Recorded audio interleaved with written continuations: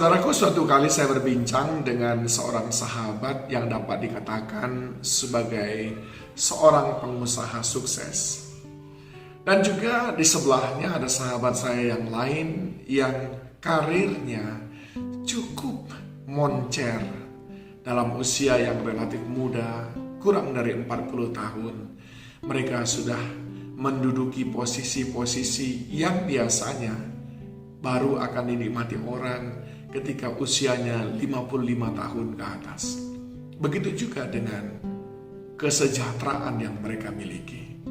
Lalu sambil menyeruput kopi, saya bertanya kepada mereka berdua, kalau diperhadapkan kepada kalian orang yang ingin menjadi staf ataupun tim kalian, kira-kira orang seperti apa yang paling pertama sekali kalian tolak? Maka mereka menjawab serempak, orang malas. Saya bertanya, kok orang malas? Kenapa bukan orang bodoh? Lalu yang satu mengatakan, sebetulnya orang bodoh itu gak ada. Yang ada adalah orang yang malas belajar. Lalu yang kedua mengatakan, sebetulnya kalau saja dia tidak memiliki kapasitas, bisa dilatih. Tapi kalau orang malas, sangat susah untuk diajak maju. Sama seperti mendorong mobil yang mogok.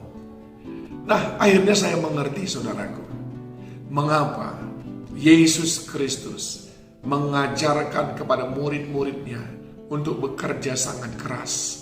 Itu dicatat dalam Markus 6 ayat 31. Karena banyak orang yang pergi datang sehingga makan pun mereka tidak sempat. Oleh karena itu Yesus dan murid-muridnya tidak memiliki waktu untuk mereka sendiri. Mereka bekerja dengan giat dan dengan rajinnya. Nah, kemalasan tentu saja sangat tidak menolong kita untuk memperoleh keberhasilan dalam kehidupan. Kitab Amsal menggambarkan orang malas itu dalam Amsal 24 ayat 33. Tidur sebentar lagi, mengantuk sebentar lagi, melipat tangan sebentar lagi untuk tinggal berbaring. Maunya tidur-tiduran saja, malas-malasan saja. Saya ingin sampaikan kepada saudara 4 hal yang perlu saudara ketahui akibat daripada kemalasan. Yang pertama, malas tidak akan pernah menolong kita untuk mewujudkan impian-impian kita dalam kehidupan. Saudara boleh membuat mimpi-mimpi yang indah, yang luar biasa. Tapi kalau tidak ada usaha yang gigih, rajin, kerja keras untuk mewujudkannya, itu seperti lagu berkata, semua itu tinggal mimpi. Di dalam Amsal 12 ayat 27 dikatakan, orang malas tidak akan menangkap buruannya, tetapi orang rajin akan memperoleh harta yang berharga. Tidak menangkap buruannya, sudah dikeker, sudah dimimpi-mimpikan, sudah digambar, dan ingin mengejarnya, ingin mendapatkannya, tapi malas. Apapun yang kita impikan, kalau kita malas, tidak akan pernah terwujud, saudaraku. Tidak mendapat buruannya. Apa yang saudara buru, kehidupan seperti apa yang saudara buru sekarang, keluarga seperti apa yang saudara buru, kalau malas, jauh panggang dari api. Yang kedua, malas, kita akan dikendalikan orang, kita di bawah kuasa orang, kita di bawah otoritas orang kalau kita memelihara kemalasan. Ayat 24 dikatakan, tangan orang rajin memegang kekuasaan, tetapi kemalasan mengakibatkan kerja paksa. Kemalasan mengakibatkan kerja paksa. Karena kita akhirnya diawasin. Coba kalau saudara punya seorang karyawan, dia rajin, saudara nggak perlu ngawasin dia. Dia melakukan saja dan saudara mempercayainya, bahkan saudara memberikan upah yang lebih. Tapi orang yang malas, saudara mau awasi terus. Kalau saudara punya aron di ladang, saudara akan awasi terus. Kalau saudara tahu mereka orang-orang yang malas.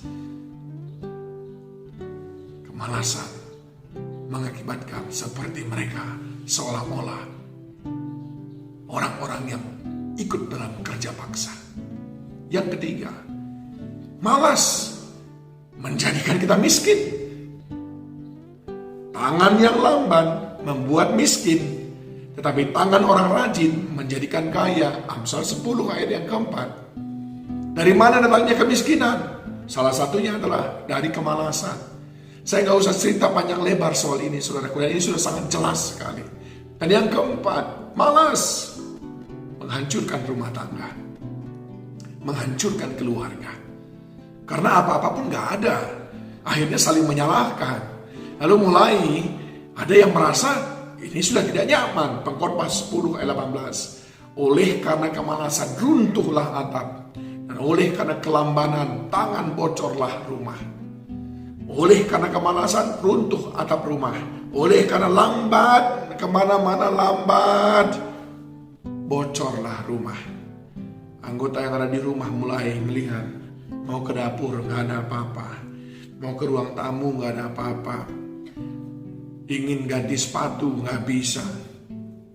Akhirnya bubar, saudaraku, bubar jalan. Survei mengatakan angka perceraian naik tajam setiap tahun. Faktor utamanya adalah faktor ekonomi, di mana di sana adalah ada unsur karena malas. 4 perkara yang akan terjadi kalau kita malas. Yang pertama, mimpi-mimpi dalam hidup kita tidak akan pernah terwujud. Yang kedua, kita di bawah kendali orang lain seperti kita kerja paksa. Yang ketiga, kemiskinan datang mendekati. Dan yang keempat, menghancurkan rumah tangga. Biarlah kita belajar pada hari ini, di masa-masa sukar sekalipun, kalau kita barengi dengan rajin kerja keras. Selebihnya biar Tuhan yang akan menolong, menyatakan kuasanya. Tuhan Yesus memberkati saudara.